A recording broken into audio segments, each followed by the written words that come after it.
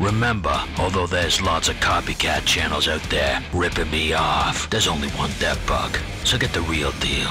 You know the score.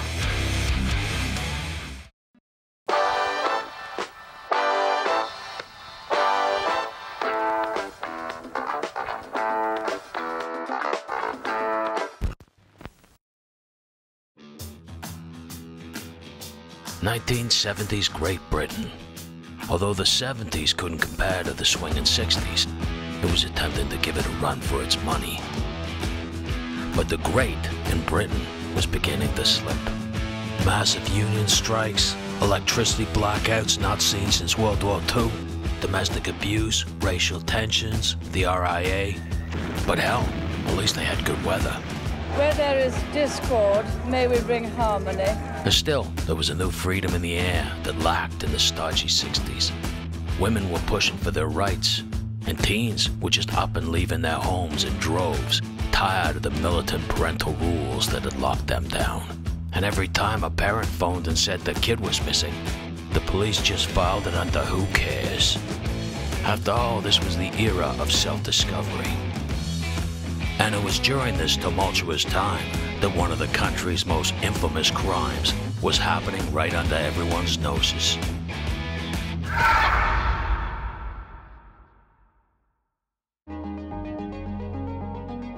An estimated 6.1 per 100,000 of the general world population will be murdered this year.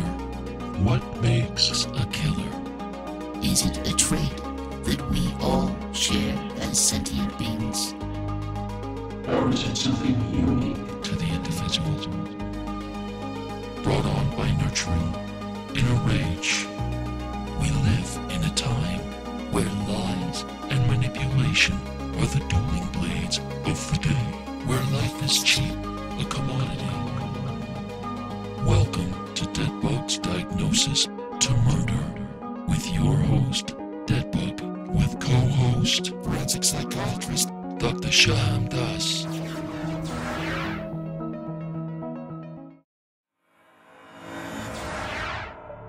Murder is a terrible thing, no matter what the motive. But when the motive becomes sexual, there's almost an extra level of pain it causes to the loved ones, knowing such a violation has been provocated on someone near and dear to them. And when it's a male and a female operating as a team, with the female in a position of trust, luring in the victim, it only adds to the level of depravity.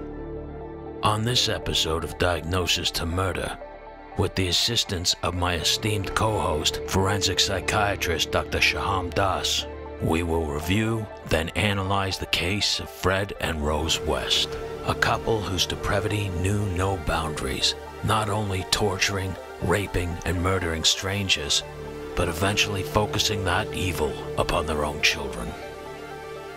Complex characters or not, what better way to break them down than with the assistance of the good doctor? Hello cool world, my name is Dr. Sohom. I'm a consultant forensic psychiatrist based in London in the UK. I assess mentally disordered offenders, sometimes in courts, in prisons and in locked psychiatric units. And also I work as an expert witness, which means that I give professional evidence in courts during criminal trials, including murder trials.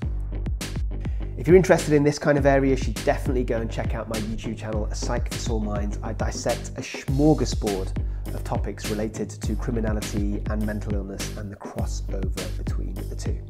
Okay, Dr. Das, I know you charge by the minute, so let's not waste any time with pleasantries, and let's get into this. Who's that? DEADBUG! Oh, I thought it was you. How you doing, my man? What case are we covering today? You're a funny guy. Now, although I know you've heard of this case, I'll refresh your memory, because you look a little too young to remember. Frederick West was born into a loving family, but by all accounts, it was a little too loving, if you get my drift. And I ain't asking. Hey, Fred, rocking the camel toe. Fred's father was a reputed child molester, and by all accounts, he wasn't ashamed of it. And when Fred became of age, his mother got in on the action, and the two became lovers. But when he wasn't getting balls deep in his mother, he was raping his sister, getting her pregnant when she was only 13. And it's unclear whether it was because he was born into it, or because of an IQ just under 80. But either way, he was a willing participant. It was at 15 that Fred saved and bought a motorcycle, but that motorcycle would be the first step down a pathway to darkness. Because one afternoon, while racing down the country lanes, he hit a young girl.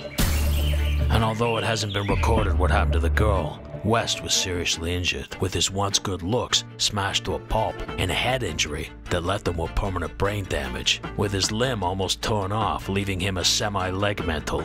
The left leg being almost 5 inches shorter than the other one, he had to wear a cripple boot to balance himself out, making him look like the president of the KISS fan club. But the accident also changed how he was received by the opposite sex. Now with a grotesque face and pronounced limp, getting girls wasn't so easy, and he now took by force, raping several girls in the village. I guess they weren't fans of KISS, but I also guess the gimp leg didn't hinder him too much because he married a young prostitute who'd been banged up by a Pakistani bus driver, and he raised the kid as his own, having their own child shortly afterwards. But the union didn't last long, and she went back to Scotland.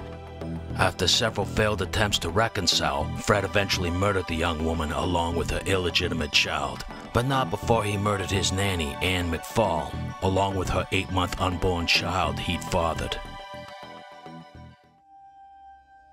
Rosemary Letts, on the other hand, well, she was born into this world with her own set of problems. Considered semi-retarded, almost from birth, she was regularly sexually abused by her father, who suffered from schizophrenia. Bullied, pushed around, and I guess by the time she met Fred shortly after her 15th birthday, she was looking for a way out. 13 years his junior, she was impressionable, but not for long. And the student soon became the teacher, and they both had an interest in depravity. And getting knocked up, it didn't slow her down.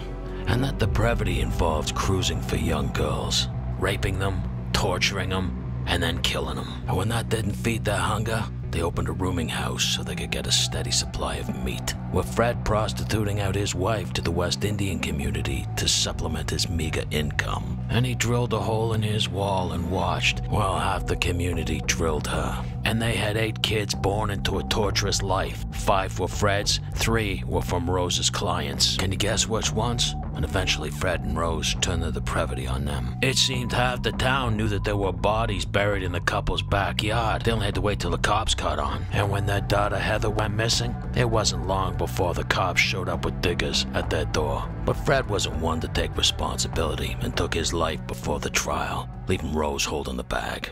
Okay, Sohom, let's just jump into this, because I know you're a busy man and time is money. Now, Fred West came from a rural background, quite insular, dare I say inbred.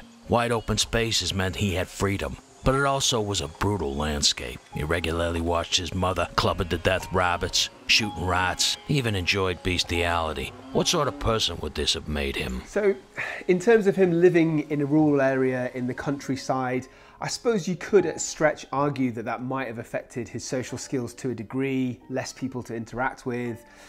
He also had a low IQ, as we'll come on to, so all of these things in combination might have made him a bit more of an average loner than the average person, a bit more marginalised maybe, but to me that it wouldn't have caused or even explained his murderous behaviour and his promiscuity. So I think that's, at best, it's a very weak contributory factor rather than a causative factor. Having said that, it was an environment where he could practice violence against animals, which he allegedly did. Growing up, Fred was sexualized by his mother. She had him playing sex games with her, and apparently, by the time he was 14, they were regularly having full-blown sex. And his father was a reputed pedophile and unashamed of it. Now this must have affected him adversely in child development and his attitudes towards sex and male-female interaction. So I think you've hit the nail on the head with this. I think that him being sexualized by his mother is a huge factor, probably the most significant factor for Fred West.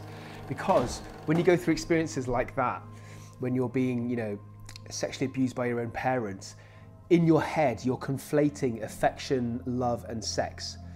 So it would feel normal for you to want to have sex with anybody just because you want to show them affection or you're attracted to them. So what I'm saying is the usual social and normal boundaries of what is acceptable will be warped in your mind. And I think also he would have learned that consent is irrelevant, because he didn't get consent from his own mother because he was too young to give it at some point. Only his desires, his sexual desires, matter. And I think that's reflected in Fred West's earlier behaviour. I'm talking about the early years where he was a bit handsy, he was a bit gropey with females in his areas, let alone what he eventually did. I'm talking about the assaults and the murders. So I think another mechanism is there might be a lot of internal anger that would been built up within Fred, but he was too emotionally enmeshed with his parents to use them as the target of this anger, even though that is where the anger should have been presented. So instead he's taken it out to other people and to random strangers, for example. Now, as you've just seen in the overview, West was in a serious road accident when he was 17 years old that left him with brain trauma, facial injuries, and a partial ligamental. One of his legs was shorter than the other, so he walked with a pronounced limp. And he was once considered the Don Juan of the village, very attractive to the girls. How would this have affected his general character? We know that Fred was obsessed with sex, even as a child, so he would make sexually inappropriate comments, not surprising considering the abuse he suffered.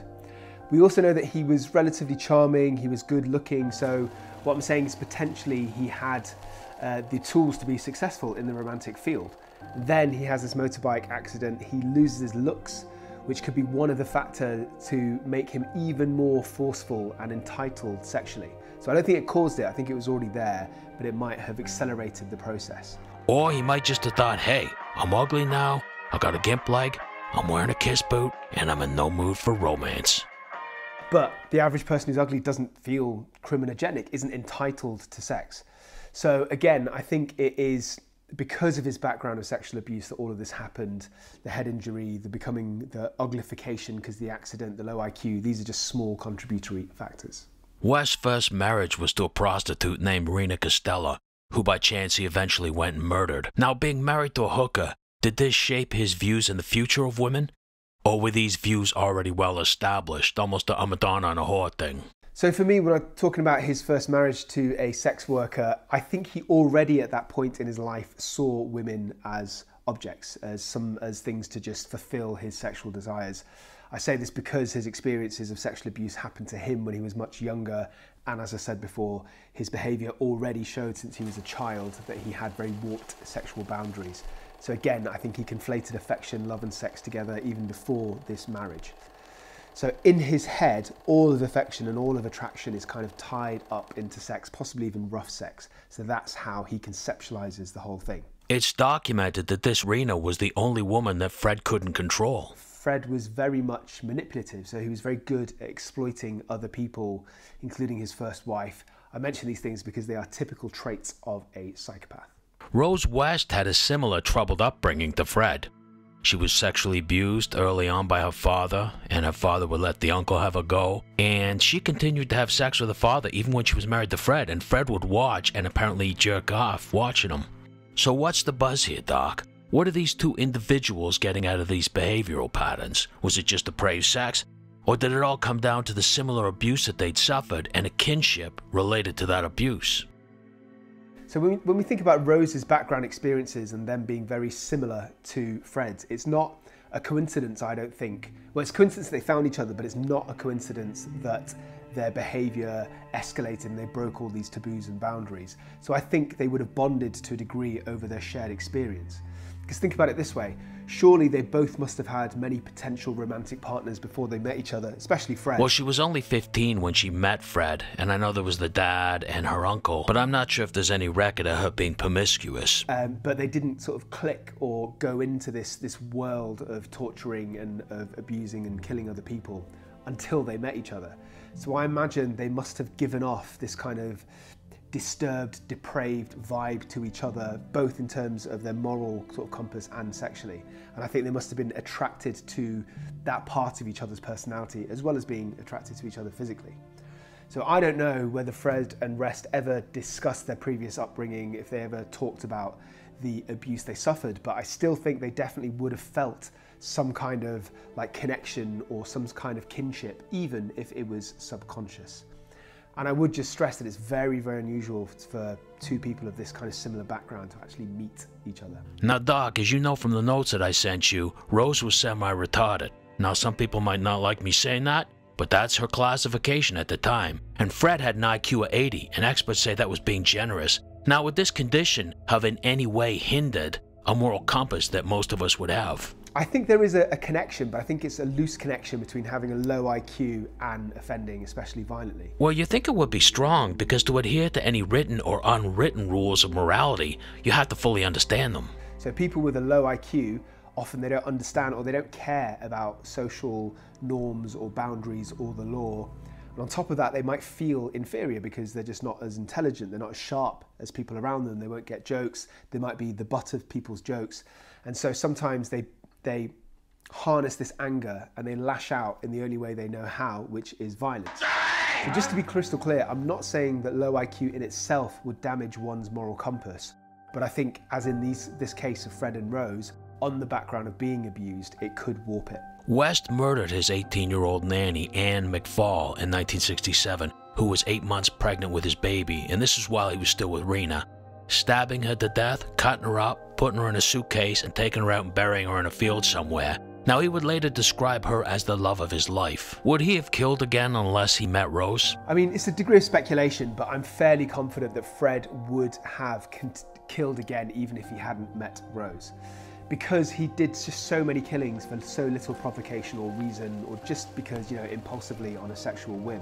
And more importantly, he seemed completely indifferent, a massive lack of empathy and remorse for any of his actions. So often killers, even serial killers, they have this pent-up rage or sexual frustration, and then when it comes out, when it's discharged in a killing, they usually feel some degree of remorse. Even those that go on to kill again, they have some degree of internal moral kind of battle or dilemma. But Fred, he seemed completely emotionally detached. So I think that it's likely he would have killed again. Maybe not as prolifically, but he would have done it again.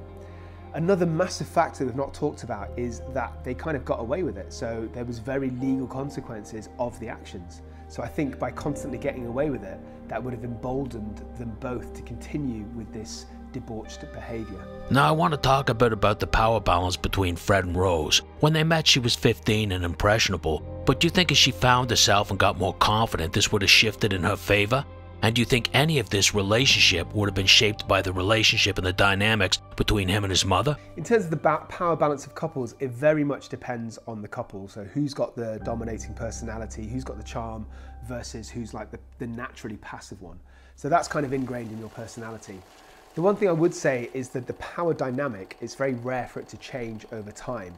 And when it does, it's usually because something major has changed in the couple. So, for example, the status of one of the members has changed or has increased. You see, I find that very interesting because from a layman's point of view, I would have thought that she would have eventually become the more dominant of the two.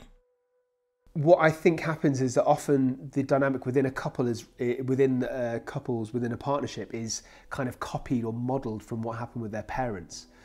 So what I'm saying is Fred might have been looking for a woman to control him, even subconsciously. And in fact, we see this with one of his wives, one of his previous partners, Rena, who's very much like a domineering mother figure. I don't think that's a coincidence. Now, although an early example, Fred and Rose are by no means the only killer couple. They're the Moores murderers, Paul and Carla Homolka, Gwendolyn Graham and Kathy Wood, aka the Lethal Lovers, Charles Starkweather and Carol Ann Fugate.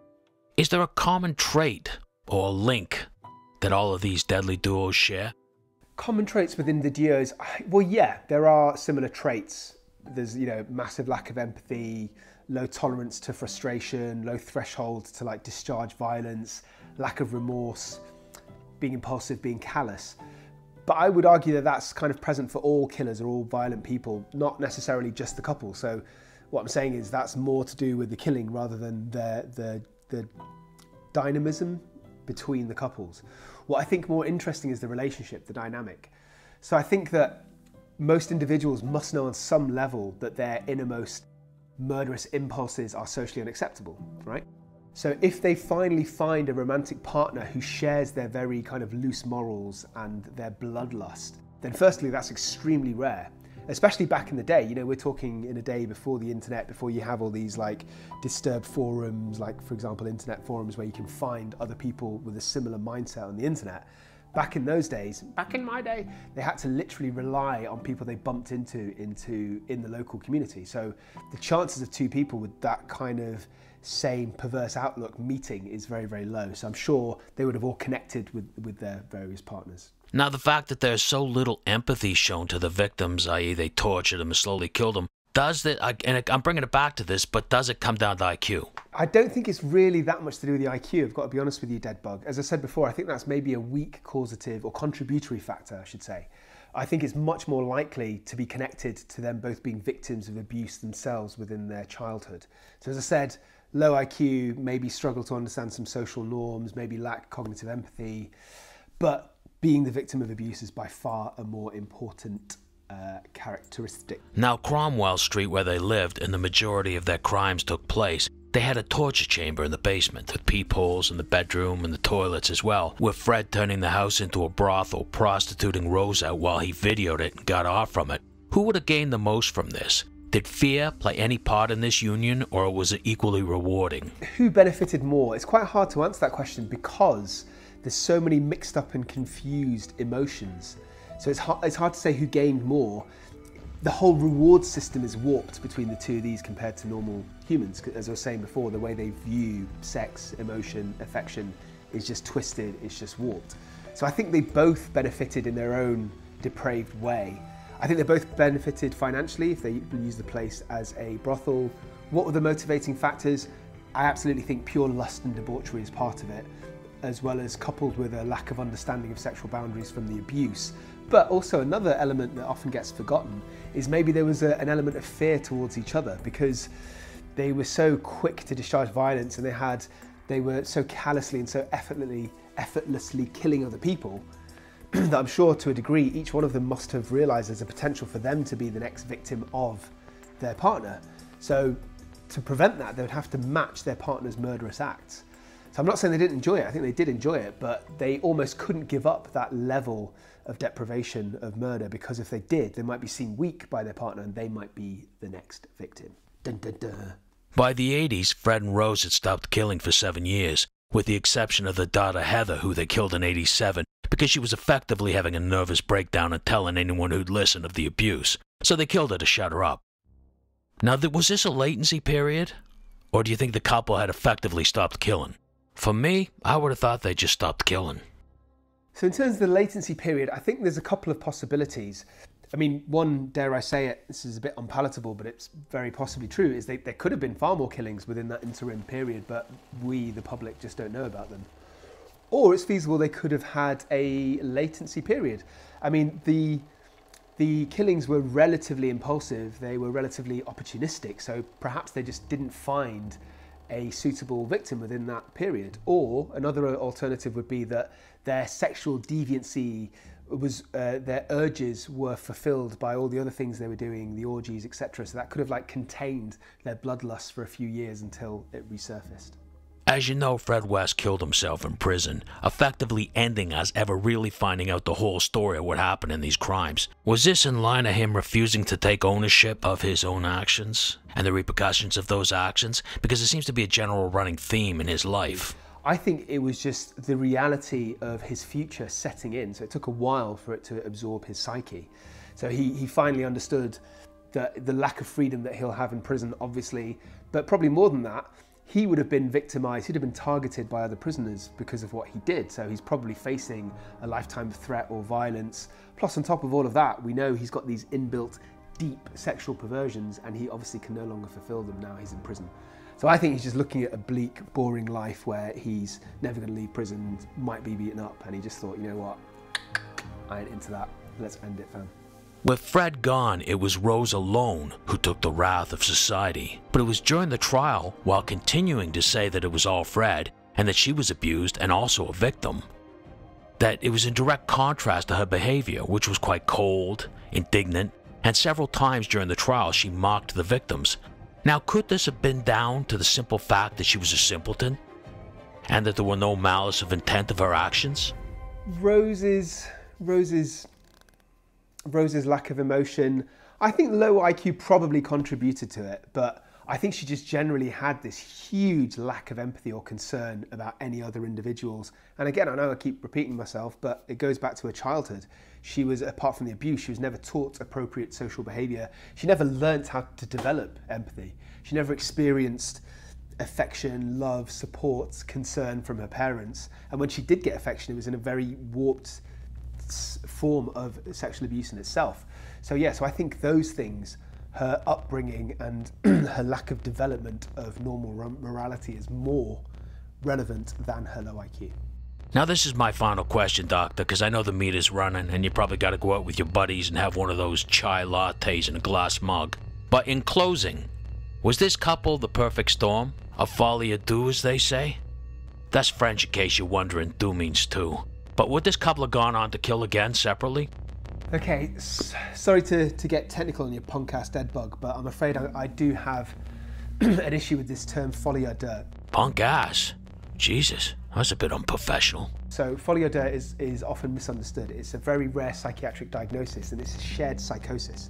So psychosis is stepping out of reality, usually in the form of hallucinations, delusions, so hearing voices, paranoid beliefs. So for example, if Fred, hypothetically speaking, had these beliefs that his victims were going to kill him somehow and he had to, rape and torture them to prevent his own self from dying, or if he heard voices from the devil telling him to do it and he felt compelled to listen, then he might have been psychotic. And if Rose got those exact same symptoms, which is rare but it does happen, that would have been folie à deux. What we're seeing now, with respect, Mr. Bug, is not folie à deux. They are sharing something, but it's more their horrendous kind of criminal attitudes and lack of morality rather than a psychosis. Okay. So it's their moral ideas and their outlooks that they're sharing, not psychiatric symptoms. So could they have prolifically killed separately? I think they would have killed separately, yeah, but maybe nowhere near as prolifically, in my opinion. I think the fact that they were together, they almost gave each other permission to act out these violent sexual fantasies. They would have passively or even directly encouraged each other. And as I said before, I think there was an element of fear for them to keep up their acts. Because in any other situation, say if they hadn't met the partners they met, say if they met other partners, they probably would have had to hide their actions and intentions and behaviours. So they might still have gone out and committed these kinds of murders, but it would be much harder to do because they'd have to hide it from their police, the public and their partners, as opposed to being able to be kind of in it together, conspiring. Well, thank you, Doctor. I enjoyed that immensely, except for that whole thing about my punk ass, which has made me reevaluate myself as a man and my intimate relationships with others. Which we can talk about later offline if you're willing to give me some free consultation. That's it.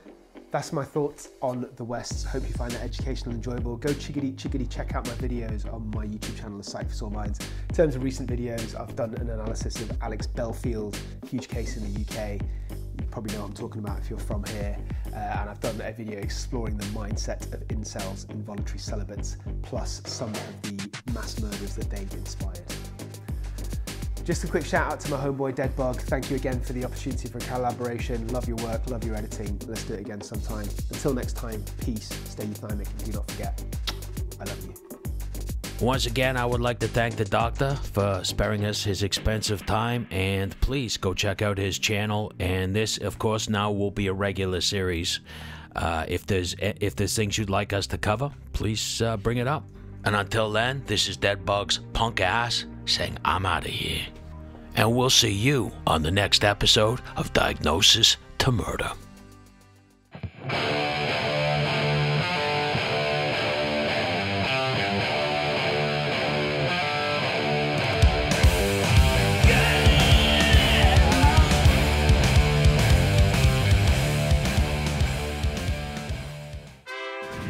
Legion forever!